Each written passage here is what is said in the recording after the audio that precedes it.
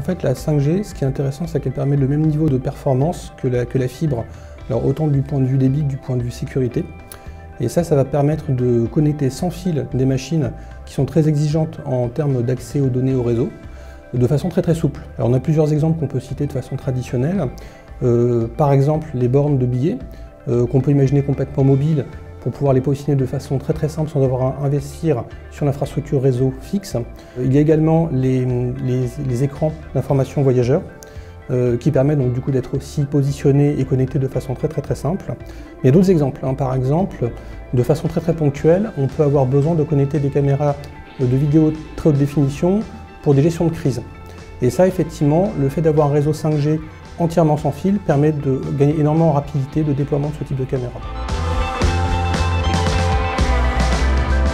Pour l'industrie, il y a deux éléments caractéristiques de la 5G qu'on va prendre en compte. D'une part, la sécurité des réseaux, dont j'ai déjà parlé, mais aussi à très faible latence.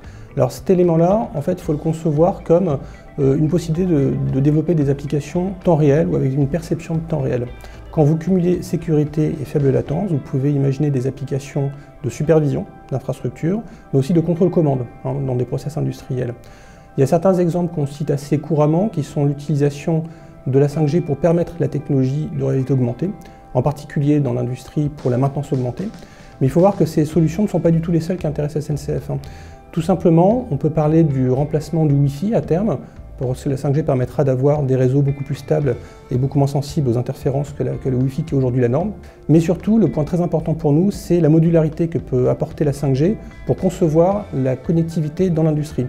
Parce que nos centres industriels, qui s'appellent des technicentres, ont des besoins évolutifs au fur et à mesure, et il est nécessaire de pouvoir changer, transformer l'espace de travail dans ces industries en pouvant bouger simplement les équipements connectés sans fil.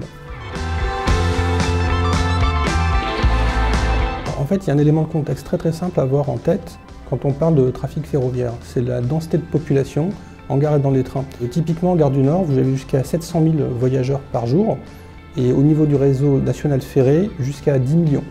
Alors on imagine du coup qu'en fait, en particulier pendant les heures de pointe, alors qu'elles soient journalières ou pour les jours de grand départ par exemple, il y a une surabondance de besoins de connectivité. Alors elle touche autant les voyageurs que les agents, que les machines qui sont connectées. Et c'est précisément pendant ces périodes-là que ces voyageurs, ces agents, ces machines ont besoin le plus d'un accès à leur univers numérique. Clairement, aujourd'hui, la 4G, en fait, elle atteint ses limites. Elle est plus capable d'envisager de servir tous ces acteurs dans des bonnes conditions.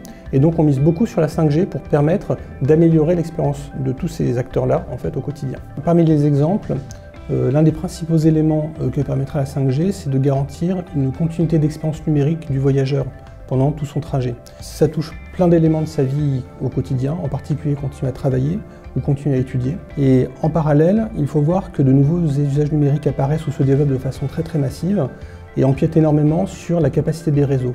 À titre d'exemple, on voit que les voyageurs de plus en plus veulent regarder des films ou des séries dans les trains. Donc pour cela, en fait, ils utilisent le streaming qui consomme énormément les ressources du réseau dans les trains. Et l'une des solutions que permettra la 5G, c'est justement de télécharger de façon instantanée des contenus avant d'entrer dans le train, pour justement libérer le réseau et permettre cette continuité de service et d'expérience aux autres voyageurs.